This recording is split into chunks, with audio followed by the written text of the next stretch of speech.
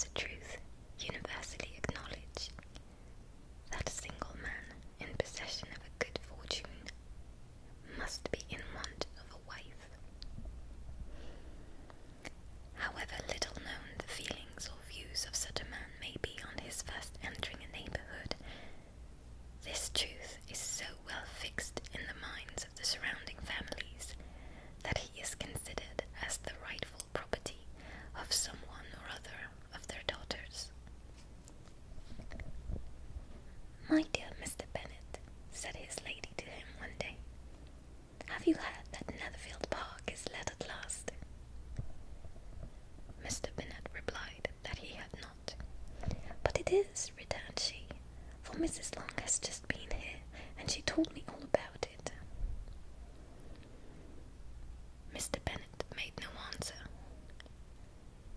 "Do you not want to know who has taken it?" cried his wife impatiently. "You want to tell me, and I have no objection to hearing it." This was invitation enough. "Why, my dear, you must know, Mrs. Long says that Netherfield is taken by a young man of a large fortune from the north of England, that he came down on Monday in a chaise and four to see the place, and was so much delighted with it that he agreed with Mr. Morris immediately that he is to take possession before Michaelmas, and some of his servants are to be in the house by the end of next week." "What is his name?" "Bingley." "Is he married or single?" "Oh, single, my dear, to be sure. A single man of a large fortune, 4,000 or 5,000 a year.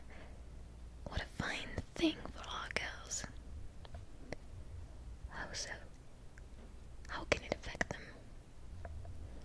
"My dear Mr. Bennet," replied his wife, "how can you be so tiresome?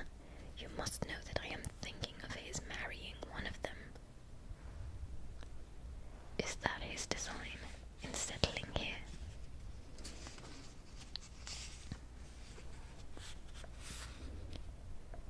"Design? Nonsense! How can you talk so?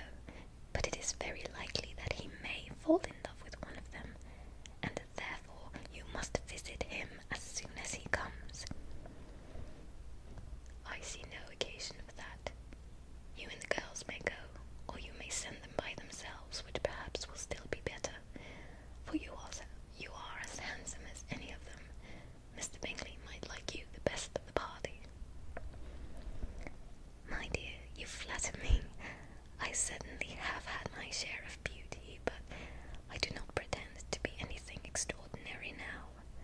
When a woman has 5 grown-up daughters, she ought to give over thinking of her own beauty." "In such cases, a woman has not often much beauty to think of." "But, my dear, you must indeed go and see Mr. Bingley when he comes into the neighbourhood." "It is more than I engage for, I assure you." "But consider your daughters. Only think what an establishment it would be for one of them.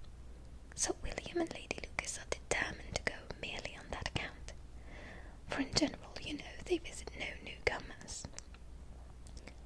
Indeed, you must go, for it will be impossible for us to visit him if you do not." "You are over-scrupulous, surely. I dare say Mr. Bingley will be very glad to see you, and I will send a few lines by you to assure him of my hearty consent to his marrying whichever he chooses of the girls, though I must throw in a good word for my little Lizzie." "I desire I will do no such thing. Lizzie is not a bit better than the others, and I am sure she is not half so handsome as Jane, nor half so good-humoured as Lydia, but you are always giving her the preference." "They have none of them much to recommend them," replied he. "They're all silly and ignorant like other girls, but Lizzie has something more of quickness than her sisters." "Mr. Bennet, how can you abuse your own children in such a way? You